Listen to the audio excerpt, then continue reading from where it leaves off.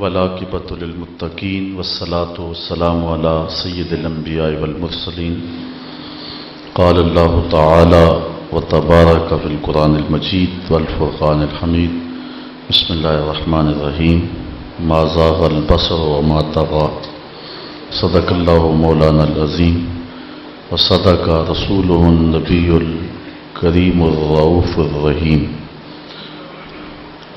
اللہم نور قلوبنا بالقرآن وزین اخلاقنا بالقرآن وادخلنا الجنة بالقرآن ونجنا من النار بالقرآن قال اللہ تعالی وتبارک فی شان حبیبہ مخبرا وآمرا ان اللہ وملائکتہ یصلون علی النبی یا ایہا الذین آمنوا صلوا علیہ وسلموا تسلیما الصلاۃ والسلام علیک یا رسول اللہ وعلی آلک واصحابک یا محبوب اللہ۔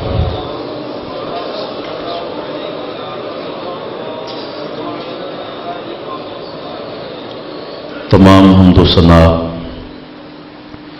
تعریف و توصیف اللہ جل مجدہ الکریم کی ذات بابرکات کے لیے، جو خالق کائنات بھی ہے اور مالک شش جہات بھی۔ اللہ جل وعلا کی حمد و ثنا کے بعد حضور نبی اکرم، شفیع امم، رسول محتشم، نبی مکرم، اللہ کے پیارے، امت کے سہارے، رب کے محبوب، دانائے غیوب، مالک رقاب امم، فخر عرب و عجم، والی کون و مکان، سیاہ لا مکان، سید انس و جاں، سرور لالا رخاں، نیر تاباں، سر نشین مہوشاں، ماہ خوباں، شہنشاہ حسینہ، تتمہ دوراں، سر خیل زہرہ جمالاں، جلوہ صبح ازل، نور ذات لم یزل، باعث تکوین عالم، فخر آدم و بنی آدم، نیر بطحا، رازدار ما اوہا، شاہد ما طغا، صاحب علم نشرہ، معصوم آمنہ احمد مجتبیٰ، حضرت محمد مصطفیٰ صلی اللہ علیہ وسلم کے حضور ناز میں اپنی عقیدتوں، ارادتوں، محبتوں اور نیاز مندیوں کا خراج پیش کرنے کے بعد، عالی مرتبت، ذی وقار علماء کرام، حضرات، سامعین، سامعات، السلام علیکم ورحمۃ اللہ وبرکاتہ۔ حضور نبی رحمت سرور عالم صلی اللہ علیہ وسلم کے حلیہ انور کا تذکرہ پچھلے 2-3 ماہ سے شروع ہے۔ آج بھی اسی عنوان پہ کچھ باتیں آپ کے گوش گزار کر کے اپنے لیے اور آپ کے لیے سعادت مندیوں کا ساماں کریں گے۔ اللہ تعالی ہم سب کو اپنی رحمتوں کا اجالا نصیب فرمائے اور حضور کی محبت ہمارے من میں انڈھیل دے، روحوں کو حرارت اور باطن کو صفائی نصیب کرے۔ حضرت مولا کائنات سیدنا علی المرتضیٰ رضی اللہ تعالی عنہ حضور کی مبارک بینی کا تذکرہ کرتے ہوئے ارشاد کرتے ہیں کہ حضور علیہ السلام کی ناک مبارک بلند تھی اور آقا کریم علیہ السلام کی مبارک بینی پر نور کا ایک ہالہ ہر وقت رہتا تھا، اور آقا کریم علیہ السلام کی بینی مبارک اس سے زیادہ بلند دکھائی دیتی تھی۔ حضور کی مبارک آنکھوں کے بارے میں روایات مختلف اصحاب رسول سے موجود ہیں۔ حضرت مولا کائنات رضی اللہ تعالی عنہ حضور کی چشمان مقدس کے بارے میں ارشاد فرماتے ہیں، کانا ادعج العینین، حضور علیہ السلام کی آنکھیں کشادہ اور سیاہ تھیں۔ حضرت ابو ہریرہ رضی اللہ تعالی عنہ حضور کی آنکھوں کا حسن بیان کرتے ہوئے ارشاد فرماتے ہیں، کانا اہدب اشفار العینین، حضور کی آنکھوں کی پلکیں لمبی تھیں۔ ام معبد جو کہ حضور کی وصاف ہے اور حضور کا حلیہ بیان کرتی ہیں، کہتے ہیں فی اشفارہ وطفن، حضور کی پلکیں دراز تھیں۔ ایک روایت کے لفظ ہیں وکانا اسود الحدقہ، حضور کی آنکھوں کی پتلیاں انتہا کی سیاہ تھیں۔ اور حضور علیہ السلام کے صحابی حضرت جابر بن سامرہ رضی اللہ تعالی عنہ حضور کی آنکھوں کا حسن بیان کرتے ہوئے کہتے ہیں، کان رسول اللہ صلی اللہ علیہ وسلم اشکل العینین، اشکل ایسی آنکھوں کو کہتے ہیں جس آنکھوں کے سفید حصے میں سرخ ڈورے ہوں۔ یہ اللہ نے اپنے محبوب علیہ السلام کو حسن دیا تھا اور یہ جمال عطا کیا تھا کہ حضور کی آنکھوں میں سرخ رنگ کے ڈورے تھے۔ حضرت جابر بن سامرہ رضی اللہ تعالی عنہ فرماتے ہیں، کنت اذا نظرت الیہ قلت اکحل العینین ولیس باکحل، کہتے ہیں جب بھی میں حضور کو دیکھتا تو مجھے لگتا یہ تھا کہ حضور ابھی ابھی سرما لگا کے آئے، حالانکہ حضور نے سرما نہیں لگایا ہوتا تھا، لیکن اللہ نے اپنے محبوب کی آنکھوں کو سرمگی بنایا تھا، قدرتی سرما لگا ہوا تھا۔ ویسے حضور رات کو سوتے ہوئے ہر آنکھ میں 3 سلائیاں اسمد سرمے کی لگاتے تھے، لیکن سحری کے وقت اللہ کے حضور اٹھ کے اتنا روتے کہ وہ سرما نکل جاتا، لیکن اس کے باوجود آقا کریم کی آنکھیں سرمگی تھیں اور قدرتی سرما محبوب کی آنکھوں میں لگا ہوا تھا۔ حضرت عبداللہ ابن عباس رضی اللہ تعالی عنہ روایت کرتے ہیں اپنے چچا جناب ابو طالب سے، وہ کہتے ہیں کہ حضور علیہ السلام بچپن میں جب صبح بیدار ہوتے تو ہوتا یہ ہے کہ جب بچے صبح اٹھتے ہیں تو ان کی آنکھوں میں میل کچیل ہوتا ہے اور بال الجھے ہوئے ہوتے ہیں، گال چپکے ہوئے ہوتے ہیں، لیکن کہتے ہیں کان الصبیان یصبحون غمسن شاسن ویصبح رسول اللہ دہینا کہیلا، کہتے ہیں بچے جب اٹھتے ہیں تو پراگندہ ہوتے ہیں، لیکن حضور جب صبح بیدار ہوتے تھے تو تیل لگا ہوا ہوتا تھا، سرما لگا ہوا ہوتا تھا۔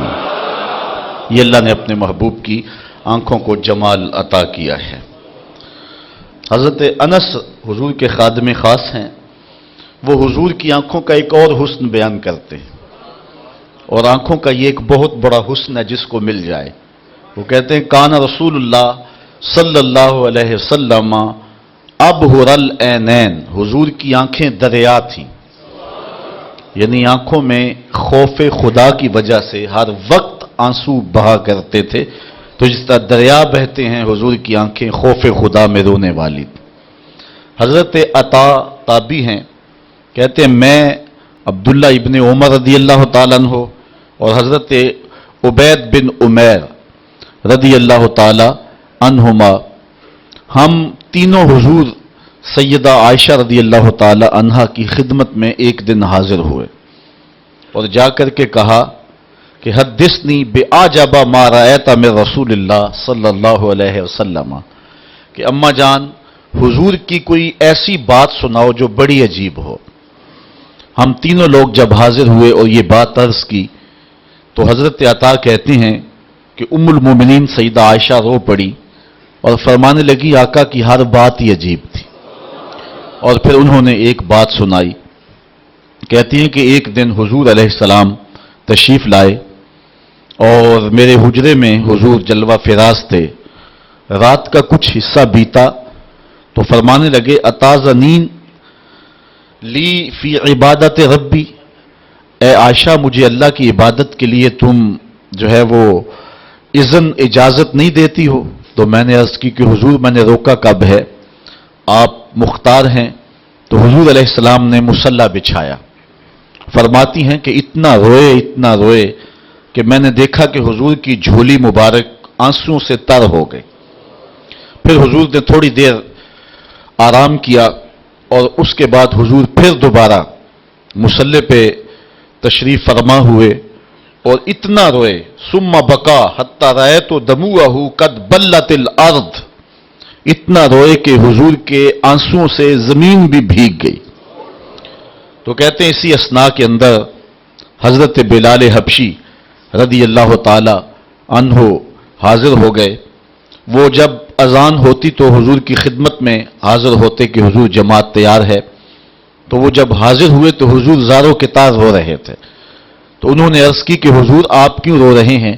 تو حضور نے فرمایا اے بلال میں کیوں نہ روں، جب یہ آیت اتری ہے ان فی خلق السماوات والارض واختلاف اللیل والنہار، یہ آیت حضور نے پڑھی، فرمایا کہ یہ آیت مجھے رونے پہ مجبور کرتی ہے، اور میں جب اللہ کی قدرتوں پہ تفکر کرتا ہوں تو پھر زاروں قطار روتا ہوں۔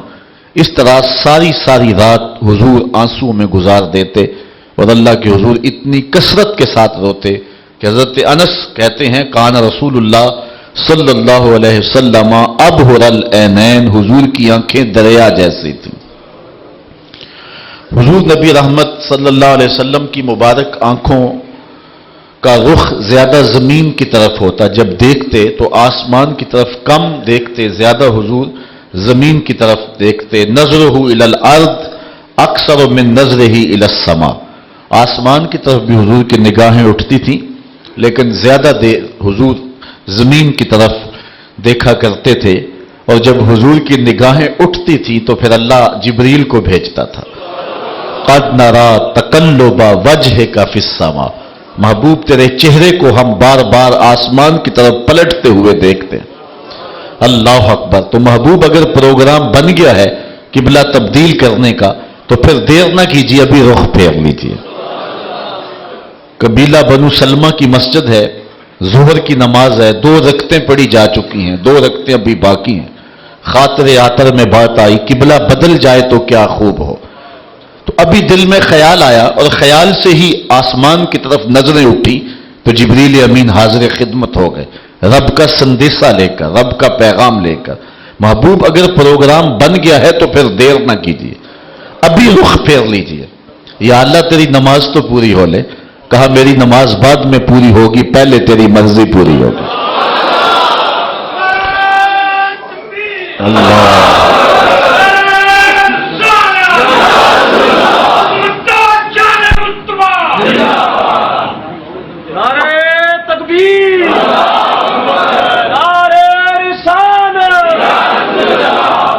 ابو ہریرہ رضی اللہ تعالی عنہ حضور علیہ السلام کی مبارک آنکھوں کا معنوی حسن بیان کرتے ہیں۔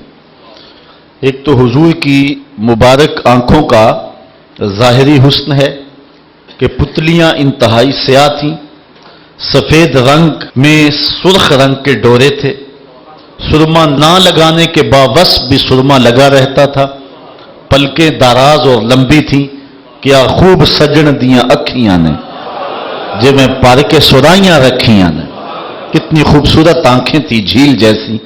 تو اللہ نے اپنے محبوب کو ہر لحاظ سے خوبصورت بنایا۔ ایک تو ہے حضور کی آنکھوں کا صوری ظاہری حسن، اور ایک ہے حضور کی آنکھوں کا معنوی باطنی حسن۔ آنکھ خوبصورت ہو، جھیل جیسی ہو، لیکن آنکھوں میں نور نہ ہو تو بتائیے کہ آنکھیں کس کام کی؟ وہ نرگسی آنکھیں، خوبصورت آنکھیں، پلکیں خوبصورت، لیکن ان میں روشنی ہی نہیں ہے، ان میں بصارت کا اجالا ہی نہیں ہے۔ تو آنکھوں کا سب سے بڑا حسن تو یہ ہے کہ آنکھوں میں دیکھنے کی بصارت کی طاقت موجود ہو۔ اللہ کے محبوب علیہ السلام کو اگر خوبصورت آنکھیں دی گئی ہیں تو اس میں بصیرت کتنی رکھی گئی ہے اور بصارت کتنی ڈال دی گئی ہے۔ آؤ حضرت ابو ہریرہ سے پوچھتے ہیں رضی اللہ تعالی عنہ سے۔ کہتے ہیں قال رسول اللہ صلی اللہ علیہ وسلم حل ترون قبلتی ہا ہونا واللہ ما یخفى علی رکوعکم ولا خشوعکم انی لاراکم من وراء ظہری۔ حضور نے فرمایا جس طرح میں آگے دیکھتا ہوں اس طرح میں پیچھے بھی دیکھتا ہوں۔ تمہارے رکوع بھی مجھ سے مخفی نہیں ہیں اور دلوں میں پیدا ہونے والے خشوع بھی مخفی نہیں ہیں. اور اقبال کہتا ہے اے فروغت صبح آثار و دہور چشم تو بھی نندائے ما فی الصدور. تیری نظر تو سینوں کے چھپے ہوئے راز بھی دیکھتی ہے. حدیث میں آتا ہے حضرت عبداللہ ابن عباس رضی اللہ تعالیٰ عنہ روایت کرتے ہیں کان رسول اللہ صلی اللہ علیہ وسلم یرا فی اللیل فی الظلمت کما یرا فی النہار فی الضوء. جس طرح دن کے اجالے میں حضور دیکھتے تھے رات کے اندھیرے میں بھی دیکھتے تھے. آنکھوں میں روشنی ہے لیکن ماحول میں اجالا نہ ہو تو میں اور آپ نہیں دیکھ سکتے. لیکن حضور جس طرح روشنی میں دیکھتے تھے چٹے دن میں دیکھتے تھے رات کی تاریکی میں بھی حضور ایسے ہی دیکھتے تھے. اللہ اکبر. اس لیے کہ ما زاغ البصر کا سرما جو لگا ہوا تھا اللہ کے دیدار کا سرما محبوب کی آنکھوں میں لگا ہوا. حضرت امام حلبی نے لکھا ہے کہ حضرت موسیٰ نے جب تقاضۂ رؤیت کیا کہ مالک میں تجھے دیکھنا چاہتا ہوں تو جواب کیا ملا تھا لن ترانی. اے موسیٰ تم مجھے کبھی بھی نہیں دیکھ سکتے. لیکن اس کے باوجود عرض کیا مالک میں تو دیکھنا چاہتا ہوں. علماء کہتے ہیں یہ شوق فراواں کیوں تھا؟ جب کہہ دیا گیا کہ تم نہیں دیکھ سکتے تو بار بار تقاضا کیوں تھا؟ علماء کہتے ہیں اللہ کا کلام سنا تھا اس لیے تڑپ تھی. جس کے کلام میں اتنا لطف ہے دیدار کا مزہ کیا ہوگا. عرض کرتے تھے مالک میں تو تجھے دیکھنا چاہتا ہوں. کہا اچھا اس پہاڑ کو دیکھو اگر یہ اپنی جگہ پہ ٹھہرا رہا تو تم مجھے دیکھ لو گے. اللہ تعالیٰ نے اس پہاڑ پر اپنی تجلی صفاتی کا پرتو ڈالا.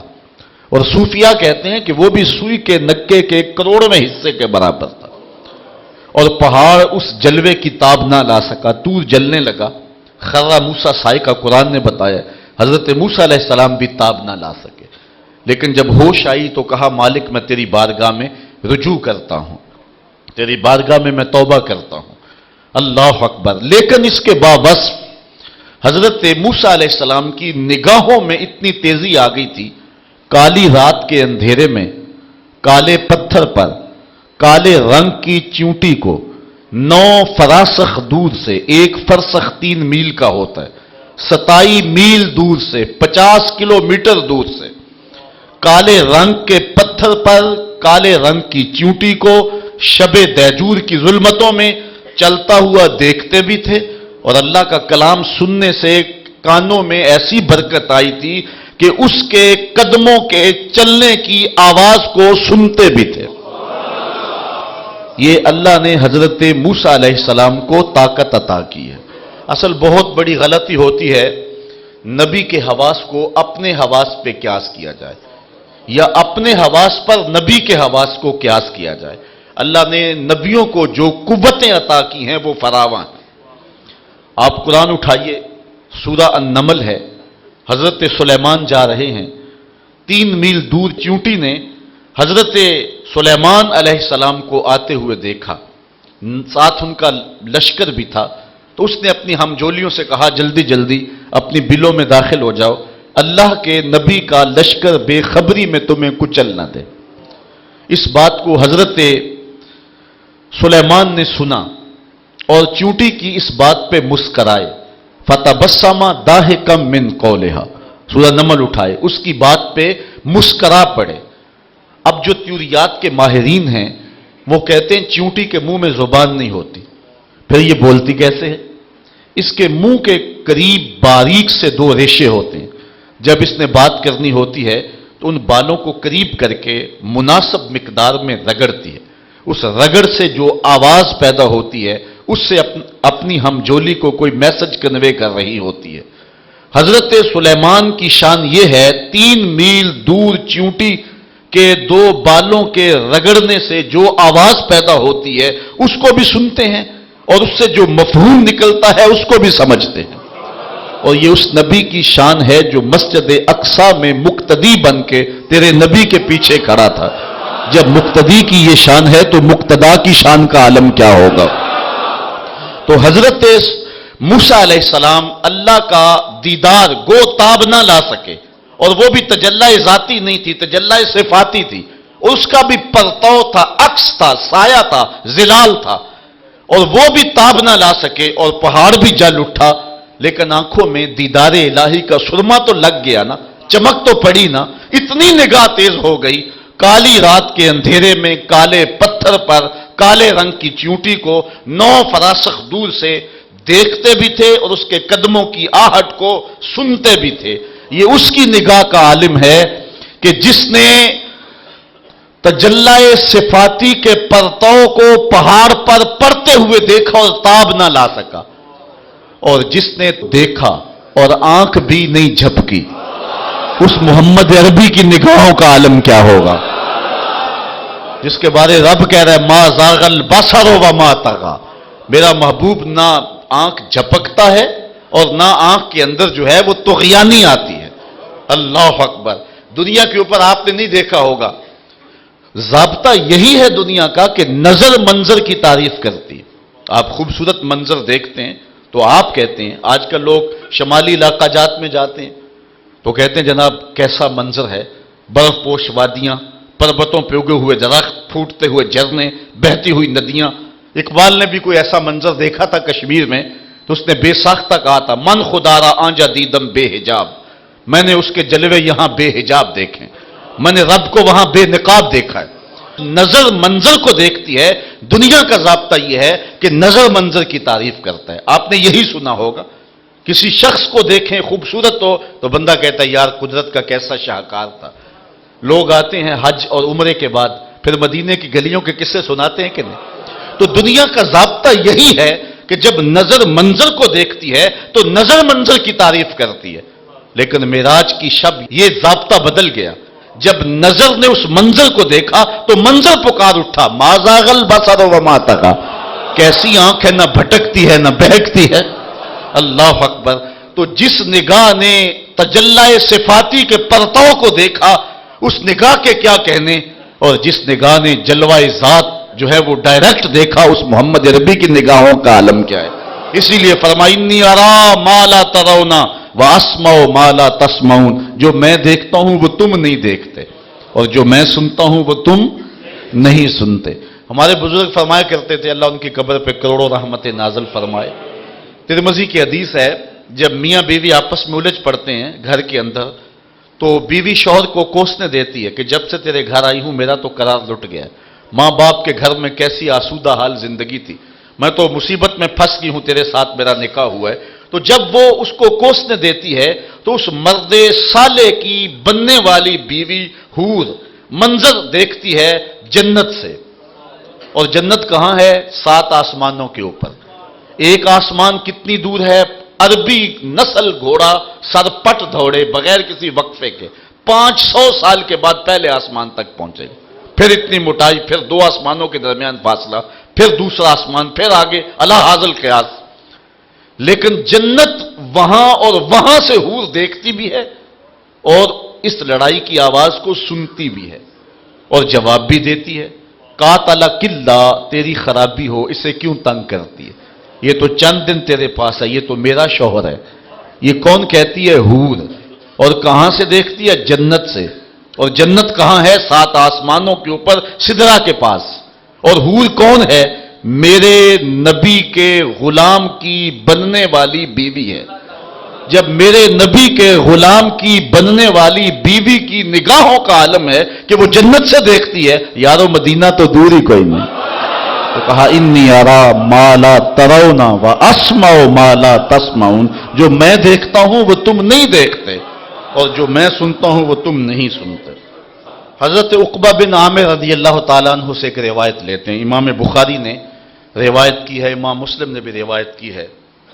حضرت عقبہ بن عامر کہتے ہیں کہ رسول کریم نے ارشاد فرمایا وَإِنَّ مَوْعَدَكُمُ الْحَوْض وَإِنِّي لَأَنظُرُ إِلَيْهِ مِن مَقَامِي هَذَا، فرمایا تمہارا وعدہ حوض ہے، حوض کوثر، وہاں پہ ملاقات ہوگی۔ اللہ اکبر۔ وہاں سے تمہیں جام بھر بھر کے پلائے جائیں گے۔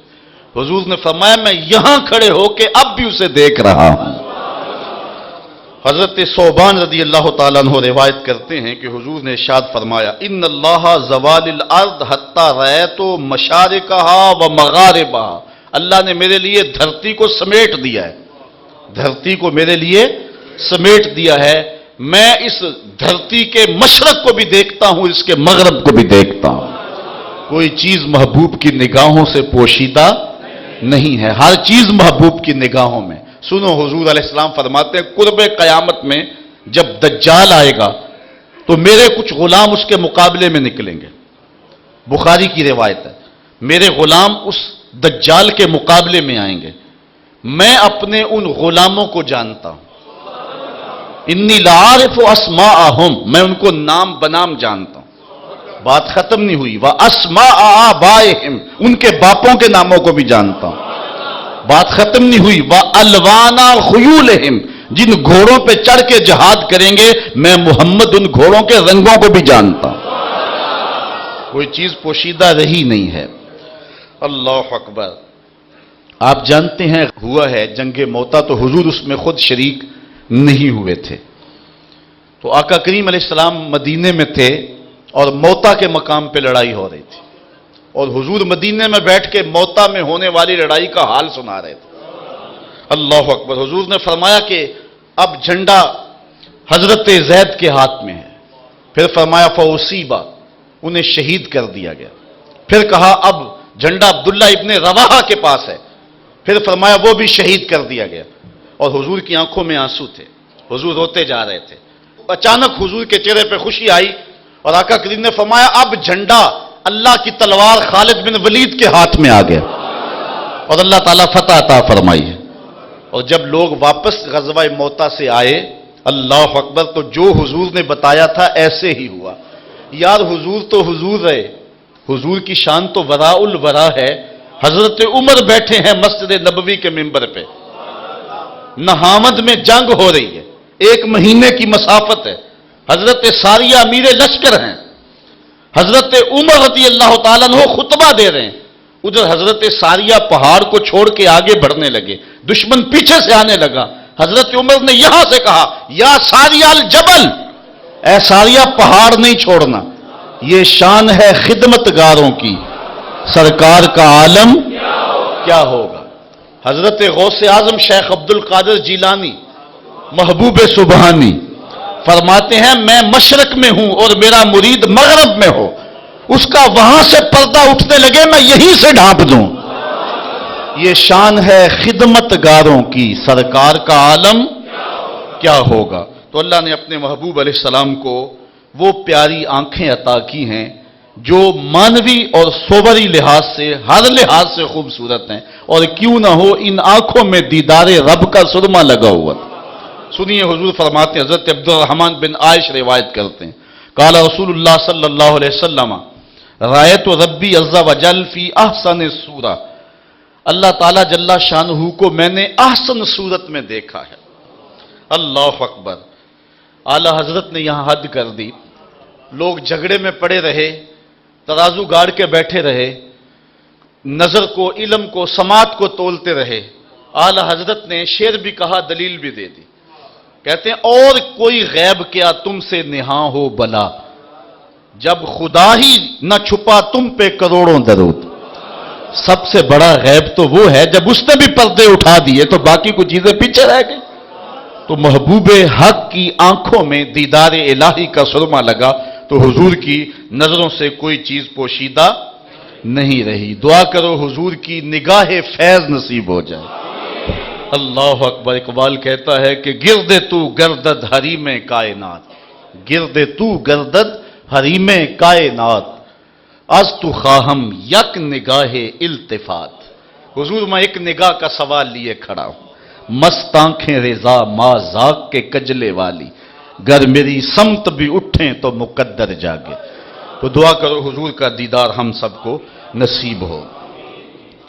حضور علیہ السلام کی مبارک ابرو، اس کے بارے میں روایت دیکھتے ہیں حضرت ہند بن ابو حالہ رضی اللہ تعالی عنہ سے، کہتے ہیں کان رسول اللہ صلی اللہ علیہ وسلم ازج الحواجب سوابغ فی غیر کرن بینہما ارکن یدرہ الغدب۔ حضور علیہ السلام کے جو مبارک ابرو ہیں وہ تھوڑا سا درمیان میں فاصلہ لیے ہوئے تھے، اور 2 ابروؤں کے درمیان ایک رگ تھی، اور جب آقا کریم غصے میں آتے تو وہ رگ پھڑکنے لگتی۔ اعلی حضرت فرماتے ہیں چشمائے مہر میں मौज नूरे जलाल उस रगे हाशमियत पे लाखों सलाम।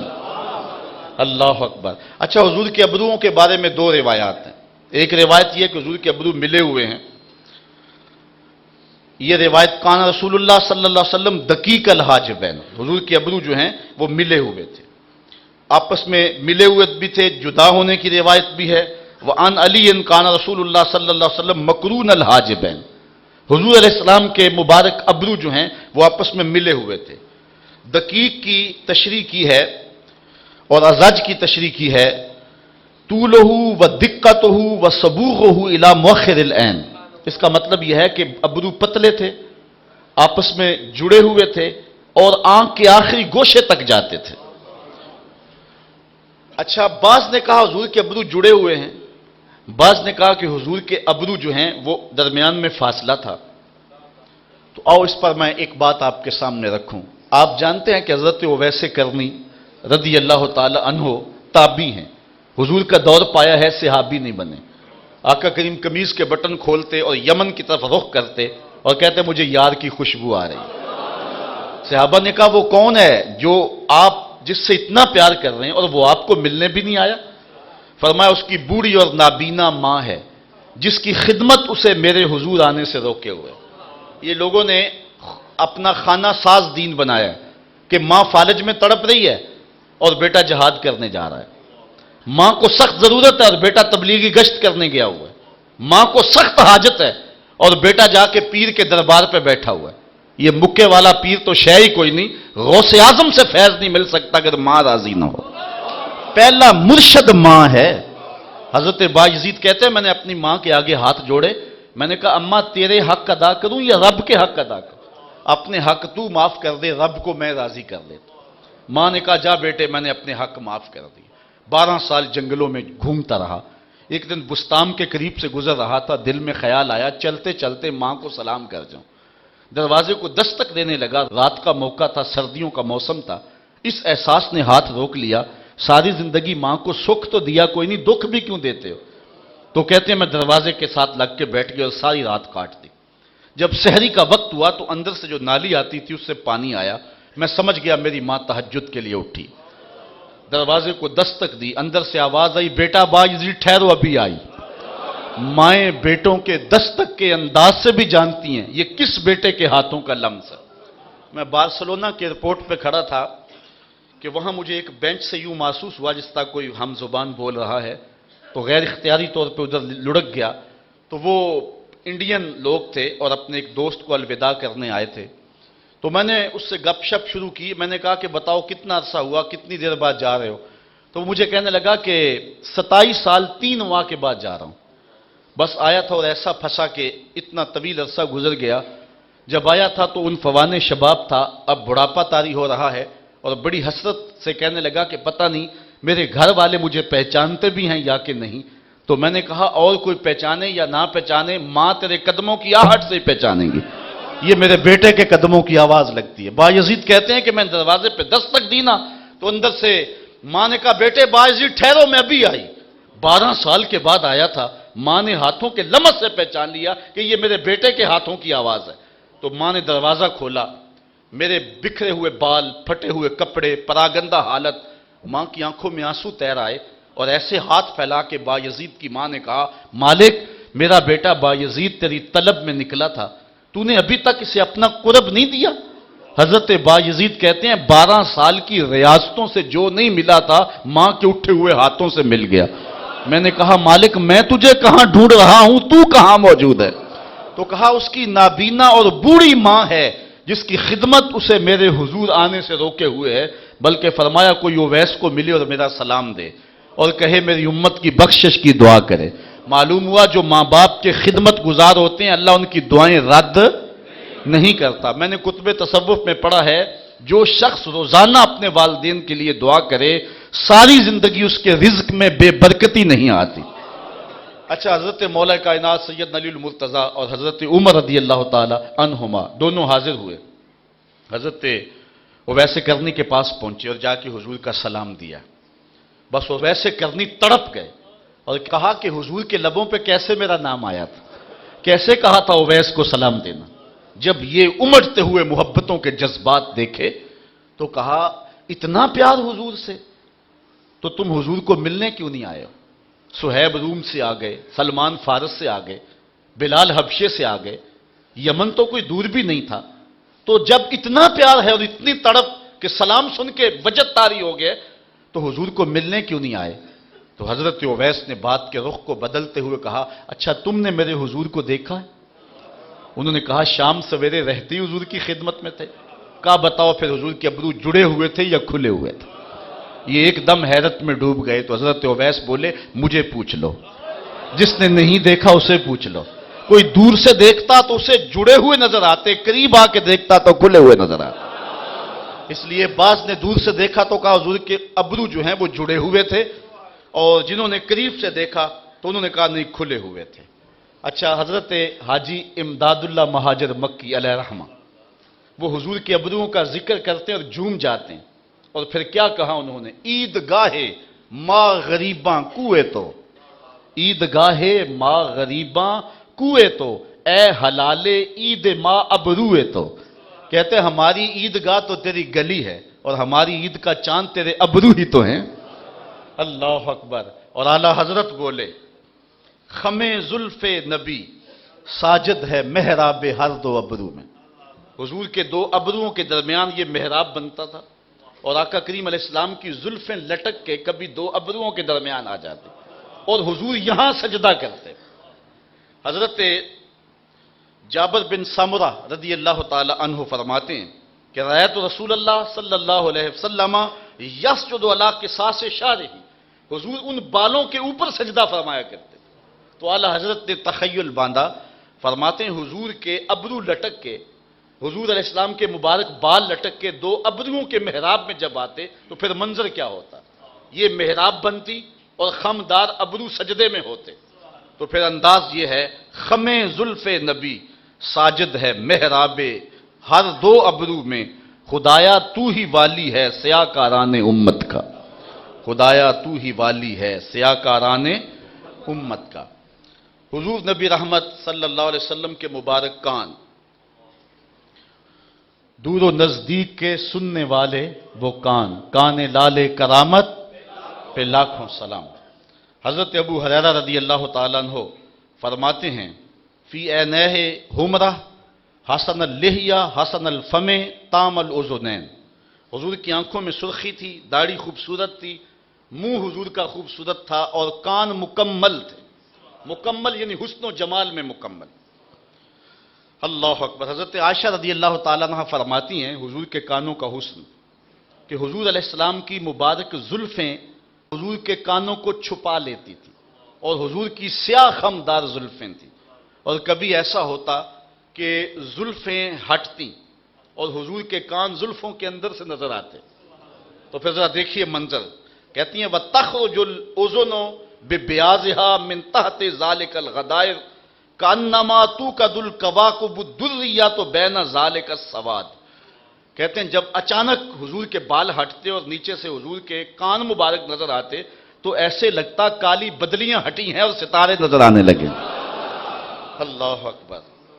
اور حضور علیہ السلام کے جس طرح کان ظاہری طور پہ خوبصورت ہیں، باطنی حسن بھی حضور کو کانوں کا دیا گیا۔ فرمایا انی ارا ما لا ترون و اسمع ما لا تسمعون، جو میں دیکھتا ہوں وہ تم نہیں دیکھتے، اور جو میں سنتا ہوں وہ تم نہیں سنتے ہو۔ بلکہ فرمایا اسمع صلاۃ اہل محبتی و عارفہم، جو شخص بھی میرے اوپر محبت سے درود پڑھے میں اس کے درود کو سنتا بھی ہوں اور پڑھنے والے کو پہچانتا بھی ہوں۔ حضرت میمونہ رضی اللہ تعالیٰ عنہ فرماتی ہیں کہ ایک دن تہجد کا وقت تھا، حضور علیہ السلام میرے ہاں موجود تھے، وضو کرنے کے لیے تشریف لے گئے تو اچانک حضور علیہ السلام نے فرمایا لبیکا لبیکا لبیکا نصرتا نصرتا نصرتا، تیری مدد ہو گئی، میں آ گیا، میں حاضر ہوں۔ یہ حضور نے تین بار فرمایا۔ حضرت میمونہ فرماتی ہیں فلما خرج رسول اللہ صلی اللہ علیہ وسلم قلت یا رسول اللہ صلی اللہ علیہ وسلم سمیتو کا تقول فی متوضائک لبیک ثلاثا و نصرت ثلاثا تکلم انسانا فہل کان معک احد فقال هذا راجز یستصرخنی، کہا حضور آپ وضو خانے میں گئے ہیں اور آپ نے 3 مرتبہ کہا لبیک، 3 مرتبہ کہا نصرت، وہاں کوئی شخص تھا جس سے آپ بات کر رہے تھے؟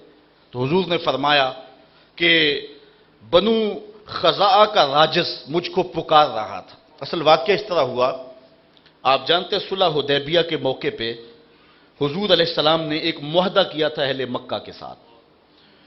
عرب میں قبائل 2 طرح کے ہوتے تھے، ایک اصیل ہوتے اور ایک ان کے حلیف ہوتے۔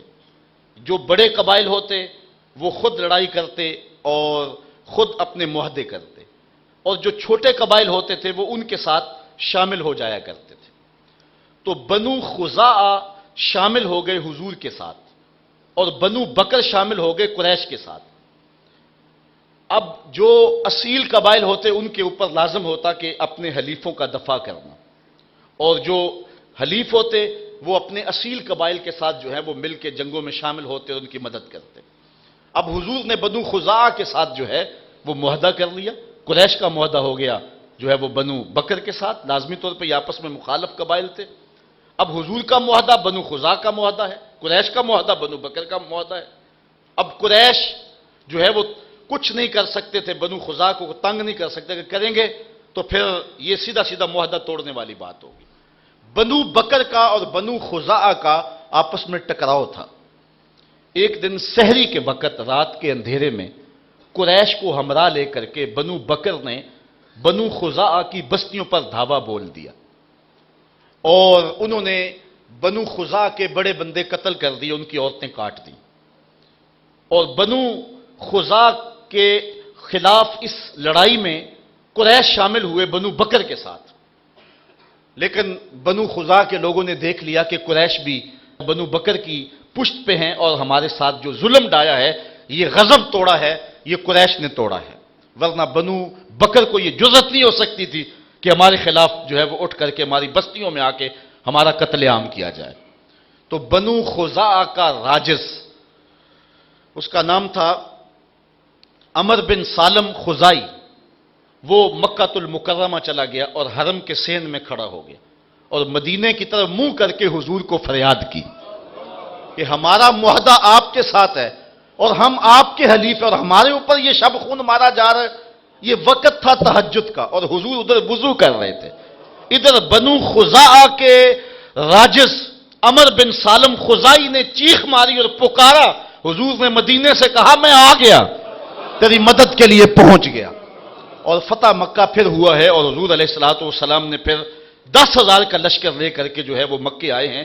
یہ قریش نے معاہدہ توڑا تھا بنو خزاعہ کے ساتھ ظلم کر کے۔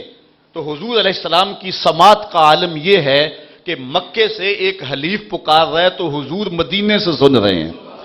اچھا یہاں غور کرنا ہوگا، وہ حلیف ابھی مسلمان نہیں ہوئے تھے، تو جو غیر مسلم بھی ہوں لیکن معاہدہ حضور سے ہو گیا ہے، حلیف حضور کے ہیں، تو وہ پکارے تو حضور مدینے میں سنیں، تو اگر امتی پکارے تو نبی پھر نہیں سنے گا۔ بندہ مٹ نہ جائے آقا پہ تو وہ بندہ کیا ہے، بے خبر ہو جو غلاموں سے وہ آقا کیا ہے، دور طیبہ سے جب بھی میں تڑپا کبھی ان کو حالات کی سب خبر ہو گئے۔ حضور کی پیشانی کے بارے میں فرمایا حضرت ہند بن ابی حالہ نے، کان رسول اللہ صلی اللہ علیہ وسلم واسع الجبین، حضور کی پیشانی جو وہ کشادہ تھی۔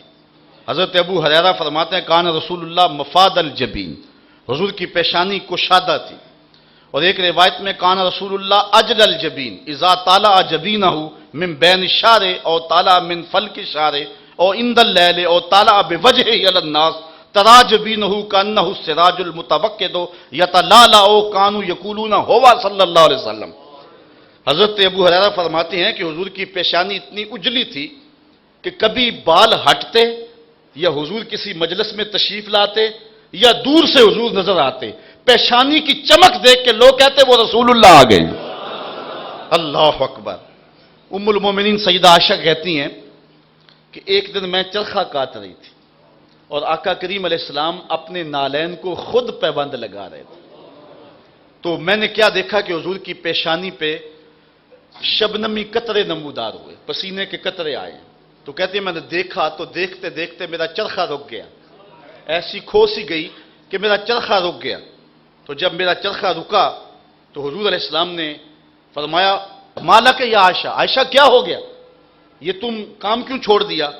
تو میں نے آگے سے کہا ولو اراکا ابو کبیر الحزلی لعالم انک احق بشیرہ حیث یقول واذا نظرت الی اسرۃ وجہہ برکت بروک العارض المتحللی. میں نے کہا حضور ابو کبیر حزلی اگر آج آپ کی پیشانی دیکھ لیتا نا، اس نے جو تصوراتی محبوب کی پیشانی کے حسن کا نقشہ کھینچا ہے تو وہ کہتا میرا محبوب یہی ہے. اللہ اکبر. یہ پیشانی تھی اللہ نے اپنے محبوب کو عطا کی. اور اعلیٰ حضرت فرماتے ہیں جس کے ماتھے شفاعت کا صحرا رہا اس جبین سعادت پہ لاکھوں سلام. حضرت ہند بن ابی حالہ فرماتے ہیں کان رسول اللہ صلی اللہ علیہ وسلم عظیم الہامہ، حضور کا سر بڑا تھا، حضور کا سر بڑا تھا. حضرت علی المرتضیٰ فرماتے ہیں کان رسول اللہ ضخم الراس، حضور کا سر کشادہ تھا. سر کی کشادگی موزونیت کے ساتھ تھی اور بڑے سر سرداروں کے ہوتے. اور اعلیٰ حضرت فرماتے ہیں جس کے آگے سرے سربراں خم رہے اس سرے تاج عزت پہ لاکھوں سلام. اللہ اکبر. حضور علیہ السلام کے مبارک بالوں کی کہانی سنیے. حضرت انس کہتے ہیں کانا شعر النبی صلی اللہ علیہ وسلم رجلا لا جاد ولا ثبت. حضور علیہ السلام کے مبارک بال جو ہیں وہ ہلکا سا خم لیے ہوئے تھے، نہ بالکل گنگریالے نہ بالکل سیدھے. اور حضرت انس کہتے ہیں کانا شعر رسول اللہ الی نصف اذنیہ، حضور کے مبارک بال نصف کان تک تھے. حضور نے زلفیں رکھی ہیں صرف حج کے موقع پہ اور عمرے پر حضور نے حلق کروایا، باقی ساری زندگی حضور نے زلفیں رکھی ہیں اور یہ حضور کی سنت ہے. تو حضور کے مبارک بال جو ہیں وہ نصف کان تک تھے. اور ایک روایت میں آتا ہے کہ عظیم الجمہ الی شہمت اذنیہ، کانوں کی لوؤں تک تھے. اور ایک روایت میں آتا ہے لہو شعر یضرب منکبیہ، حضور کے مبارک بال کندھوں کا بوسہ لیا کرتے تھے. یعنی کئی طرح کی روایات ہیں، ایک روایت میں نصف کان تک، ایک روایت میں کانوں کی لوؤں تک، ایک روایت میں جو ہے وہ حضور علیہ السلام کے مبارک بال جو ہیں وہ حضور علیہ السلام کے کندھوں تک گئے ہوئے تھے. اب علماء نے اس کی تطبیق کی ہے کہ جب حضور بال کٹواتے تھے تو نصف کان تک کٹوا دیتے، پھر بڑھتے بڑھ کے کندھوں تک جب پہنچ جاتے تو پھر دوبارہ کٹوا دیتے.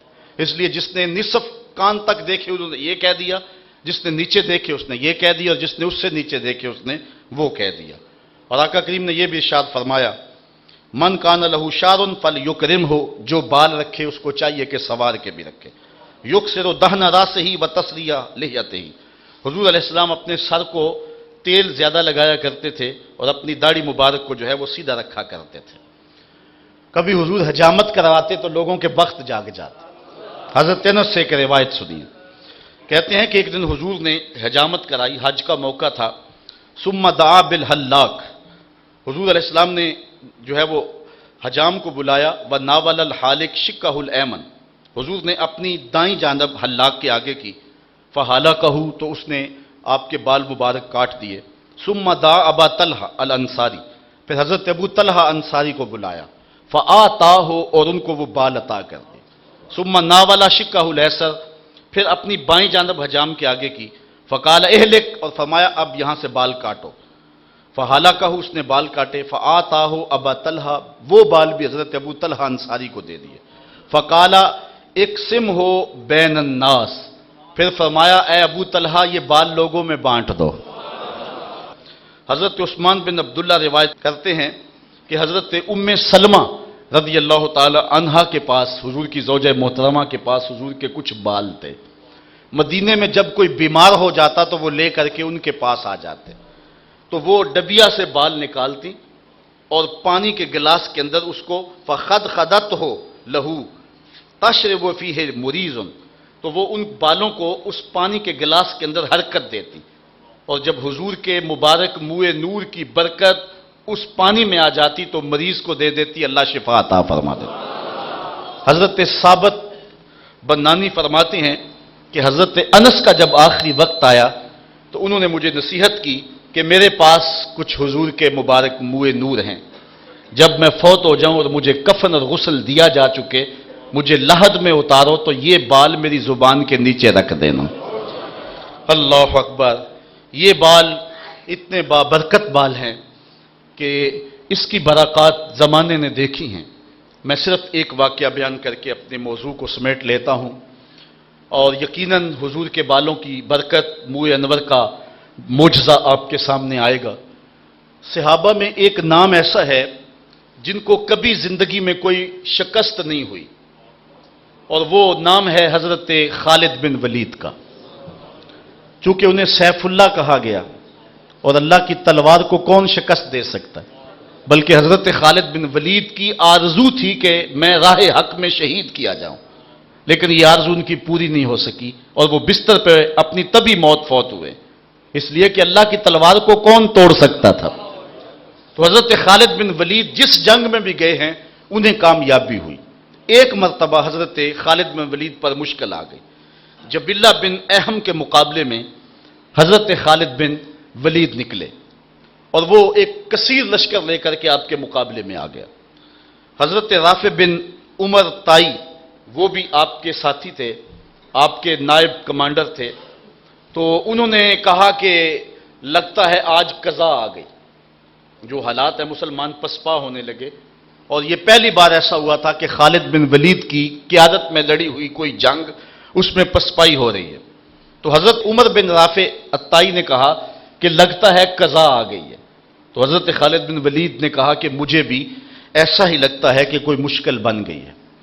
ادھر یہ پسپا ہو رہے ہیں، ادھر حضرت ابو عبیدہ کو حضور مدینے میں خواب میں ملے اور کہا تم یہاں بیٹھے ہوئے ہو، اللہ کے شیر پہ مشکل بنی ہوئی ہے۔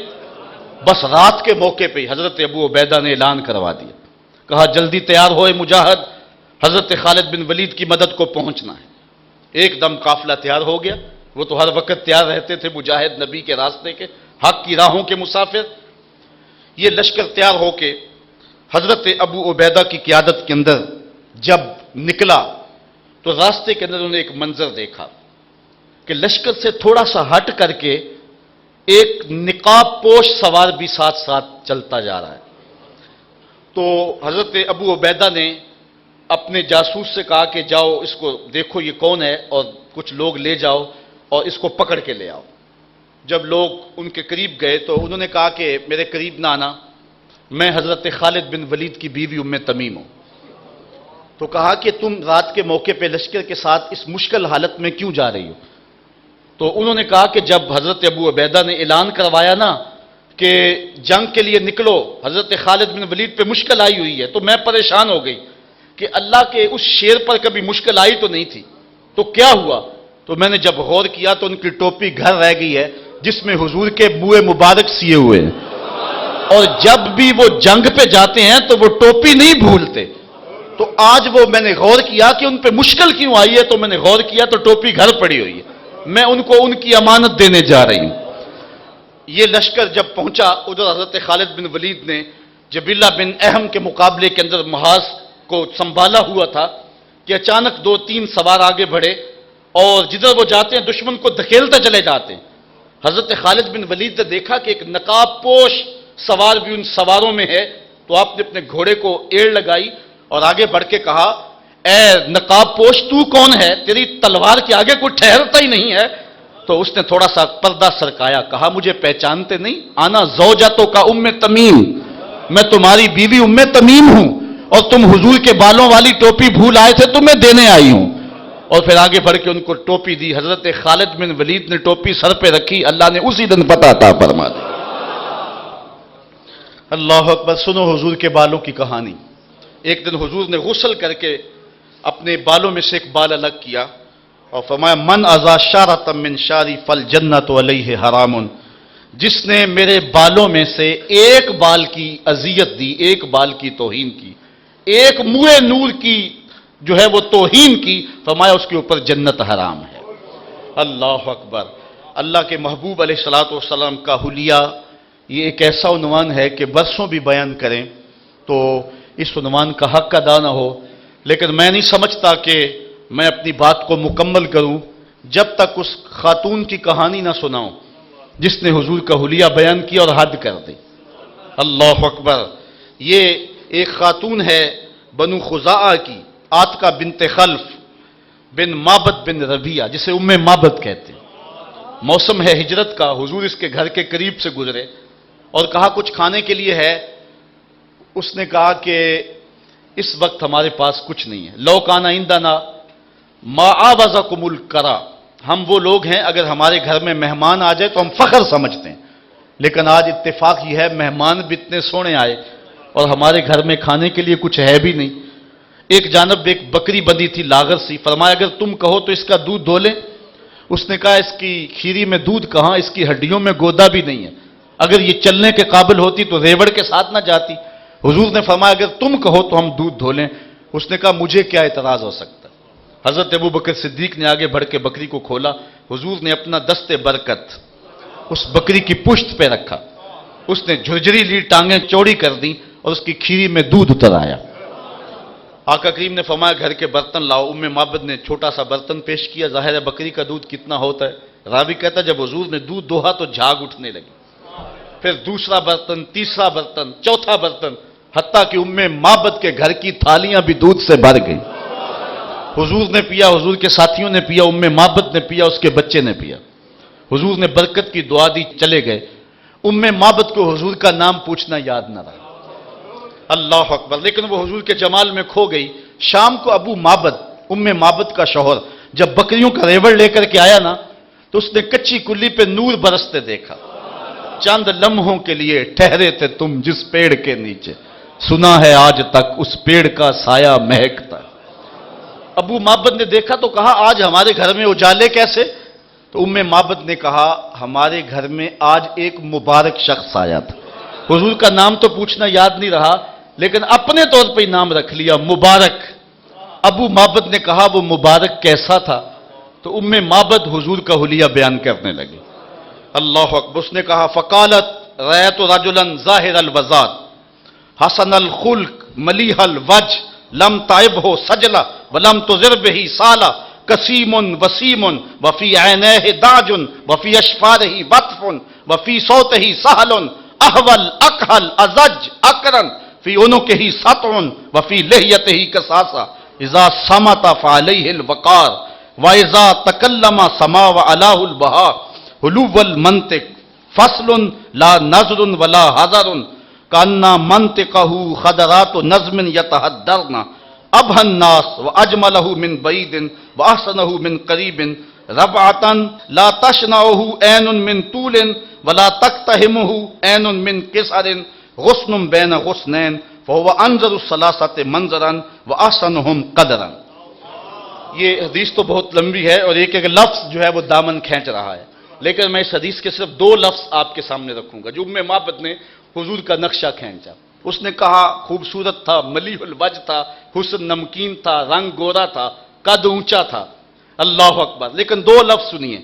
اس نے کہا ابہ الناس وَأَجْمَلَهُ مِنْ بَعِيدٍ وَأَحْسَنَهُ مِنْ قَرِيبٍ. میرے شوہر میں کیا بتاؤں کہ وہ مبارک کیسا تھا. جب دور سے چلا آ رہا تھا تو سونا لگتا تھا، قریب آ گیا تو اور سونا لگتا تھا. ذرا غور کیجئے اس کے ایک ایک جملے پہ.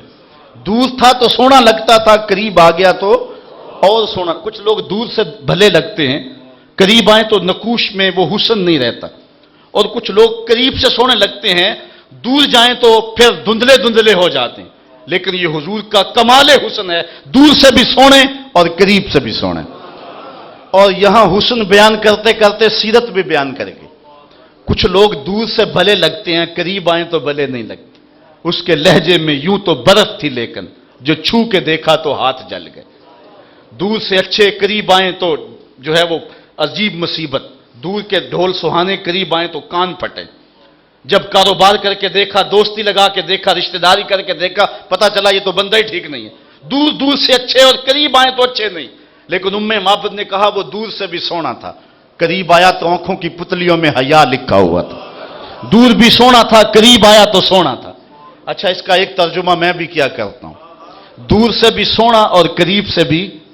جنہوں نے دور سے دیکھا انہوں نے کہا سونا، اور جنہوں نے قریب سے دیکھا انہوں نے بھی کہا سونا. جنہوں نے قریب سے دیکھا نا انہوں نے کہا کل قمر لیلۃ البدر لم ارا قبلہ ولا بعدہ مثلہ. یہ قریب سے دیکھنے والے ابو ہریرہ کی بات ہے. فرماتے ہیں 14ویں کے چمکتے ہوئے چاند کی طرح تھے. اور हुजूर जैसा न पहले देखा न बाद में देखा। ये वो कह रहा है जिसने करीब से देखा और जिसने 13 सदियों के फासले पे खड़े होके बरेली में खड़े होके देखा। उसने कहा खुर्शीद था किस जोर पर, क्या भर के चमका था कमर, बेपर्दा जब वो रुख हुआ ये भी नहीं वो भी नहीं। जिसने करीब से देखा उसका नाम जाबिर बिन सामुरा है। उसने कहा लैलतुल इदहियान थी, धारीदार चादर ओढ़े हुजूर महब इस्तराहत थे। मैं कभी चांद को देखूं कभी हुजूर को देखूं। फायजा होवा इंदी अहसनो मिनल कमर, फिर मैंने सोचा चांद नहीं मेरे हुजूर ही सोने हैं। ये जिसने करीब से देखा उसकी कहानी है। और जिसने 13 सदियों के फासले पे गोलड़े में खड़े होकर देखा, उसने कहा मुख चंद बदर शाह शानी है, मथे चमक दी लाट, काली जुल्फ ते अख, मखमू रखी हिन मद भरियां, सुबहान अल्लाह मा अजमला का मा अहसना का मा अकमला का, किथे मेहरे अली किथे तेरी सना। जिसने करीब से देखा उसका नाम अब्दुल्ला इब्न अब्बास है रजी अल्लाह ताला अन्हु। पास खड़े होके देखा, घर में बैठ के देखा, क्या फरमाने लगे, कान रसूलुल्लाह सल्लल्लाहु अलैहि वसल्लम अफलज सनियतैन इज़ा तकल्लमा कन्नूर यखरुजु मिन बैन सुनाया हो। क्या पूछते हो, हुजूर के सामने वाले दांतों में हल्का सा फासला था, जब बात करते थे नूर की किरणें छिन छिन के निकलती थी। ये उस शख्स की कहानी है, ये उस शख्स की बात है जिसने करीब से देखा और जिसने 14 सदियों के फासले पे लाहौर में खड़े होकर देखा। उसने कहा तू अजय मेरा यार नहीं डिठा, जिन्हों वेख के चन्न शर्मावे, अद्धी राती दिन चढ़ जावे, जियो रुख तो निकाब उठावे, ते जे निकले सैर करन नू सारा गुलशन सीस नवावे, अते धरती लिफ लिफ जावे, जे हथ फुल्लां विच रखदा हथ फुल्लां तो वध जावे, नैण नशीले मस्त रसीले विच सोहना कजल सुहावे, अख उगड़े ते इंज पिया जापे जिवें मैखाना खुल जावे, ते जे ओ खोले पेच जुल्फ दा अते राही राह भुल जावे, तौबा तौबा हुस्न सजण दा चाल ना चली जावे, बिजली डरदी लिश्क ना मारे मता बेअदबी हो जावे, इल्म खुदा ने इना दिता अकलां विच ना आवे, अकल खुदा ने इन्नी दिती इल्मा विच ना आवे, कि ये जाज नजर विच ओदी जो आवे विक जावे, खुल्क ओदे ने मोह लई दुनिया कोई विरला ही जान बचावे, आजम एडा सोहना माही सानू किधरे नजर ना आवे। व अजमलहु मिन बईदिन व अहसनहु मिन करीबिन, कहा मेरे शोहर मैं क्या बताऊं, दूर था फिर भी सोहना लगता था, नेड़े आ गया फिर भी सोहना ही लगता। अबू माबद को बड़ा अफसोस हुआ कि मैं दूर ही नहीं था, इन करीबी पहाड़ों में था, तुमने मुझे भी बुला लिया होता, मैं भी मुबारक की दीद कर लेता। अच्छा अब मैं दूर नहीं जाया करूंगा, जब कभी मुबारक आए तो मुझे जरूर बुलाना। अबू माबद बकरियों का रेवड़ लेके शाम को आता है, उम्मे माबद खाना देने आती है। अबू माबद कहता है खाना बाद में खाएंगे, पहले मुबारक की बातें सुनो। रोजाना शाम के वक्त उनके घर में मुबारक की बातें होती। लहजे को सादा कर लूं तो तरतीब यूं होगी, रोजाना शाम को उनके घर में महफिल मीलाद होती। कभी वो बच्चा भी बोलता है दरमियान से, अम्मी कैसे मुबारक ने हाथ रखा था बकरी पे। अच्छा एक दिन उम्मे माबद को सौदा सलफ की जरूरत पड़ी तो वो चलती चलती मदीने जा पहुंची। बाजार में सौदा खरीद रहे थे कि हजरत अबू बकर सिद्दीक गुजरे। बच्चे की नजर पड़ गई, जब हजरत अबू बकर सिद्दीक को देखा तो बच्चा चीख उठा, या उम्मा इन्ना हाज़र रजुलल्लज़ी काना माल मुबारक, अम्मी जो उस दिन मुबारक के साथ नहीं था आदमी ये जा रहा है। इन्होंने सौदा छोड़ा और हजरत अबू बकर सिद्दीक के पीछे। कहा तुम तो मिल गए हो, मुबारक किधर है? अच्छा नाम तो खुद ही रखा हुआ था। हजरत अबू बकर ने फरमाया कौन सा मुबारक? कहा वही जिसने बकरी की पुश्त पे हाथ रखा था। आप समझ गए। कहा आओ तुम्हें मुबारक के डेरे पे ले चलो। हुजूर मस्जिद नबवी के सहन में थे, जब हुजूर को देखा तो बच्चा फिर चीखा, अम्मी वो देखो मुबारक बैठा हुआ है। हुजूर की खिदमत में हाजिर हुए और ईमान की दौलत नसीब हुई। वापस पलटे, शाम का मौका आया। मां कहने लगी पुत्र तू नहीं बताना, मैं तेरे बाप को बताऊंगी, सारी कहानी मैं सुनाऊंगी। बेटा कहता है मुबारक के साथी को तो पहले मैं देखा था, इसलिए पहले मैं बताऊंगा। ये बहस कर रहे थे कि अबू माबद आ गया। वो चाहती है मैं बताऊं, बेटा कहता है मैं बताऊं। लेकिन अबू माबद कहता है आज तुम्हारे चेहरे फिर चमक रहे हैं, मुबारक फिर आया था। उन्होंने कहा मुबारक तो नहीं आया, हम मुबारक का डेरा देख आए हैं। कहा कहां रहता है? کہا جسے دنیا محمد کہتی ہے وہی تو مبارک ہے۔ اللہ اکبر، کہتے ابو معبد بھی گیا اور جا کے حضور کے قدموں میں بیٹھ گیا اور سعادتیں پا گیا، تیری تک کے ادامہ میں مرید ہو گئی۔ وہ بکری ام معبد کے پاس کب تک زندہ رہی؟ سیرت نگار خاموش ہیں، کوئی پتہ نہیں کب تک زندہ رہی، لیکن اتنا جانتے ہیں عام الغمادہ کے سال زندہ تھی۔ یہ حضرت عمر کے زمانے میں ایک سال آیا جب خشک سالی ہوئی اور کہیں سے کوئی پانی کا قطرہ نہیں ملتا تھا، درختوں کے پتے بھی سوکھ گئے، حوض بھی سوکھ گئے۔ اس سال یہ بکری زندہ تھی۔ کیسے پتا چلا زندہ تھی؟ اس لیے کہ کہیں سے کچھ نہیں ملتا تھا، ام معبد کے ڈیرے سے دودھ مل جاتا تھا۔ یہ اس سال بھی برابر دودھ دیا کرتی تھی۔ تو ام معبد حضور کا حلیہ بیان کرتی ہے، میرے شوہر میں کیا بتاؤں، وہ دور سے بھی سونا اور وہ قریب سے بھی سونا۔ اللہ اکبر، اعلیٰ حضرت بولے بلبل نے گل ان کو کہا۔ بلبل کی منتہائی پرواز تو یہی ہے نا، پھول سے آگے تو دیکھ ہی نہیں سکتی، اس نے بھی کہہ دیا پھول۔ بلبل نے گل ان کو کہا، کمری نے سروے جاں فضا، حیرت نے جھنجھلا کر کہا یہ بھی نہیں وہ بھی نہیں۔ خورشید تھا کس زور پر، کیا بھڑ کے چمکا تھا قمر، بے پردہ جب وہ رخ ہوا یہ بھی نہیں وہ بھی نہیں۔ سمجھا نہیں ہنوز میرا عشق بے ثبات، تو کائنات حسن ہے یا حسن کائنات؟ آفاق کے ہر ہر گوشے میں قرآن سنا کر دم لینا، اب رکنا نہیں اب تھمنا نہیں، فردوس میں جا کر دم لینا، آفاق کے ہر ہر گوشے میں قرآن سنا کر دم لینا، اب رکنا نہیں اب تھمنا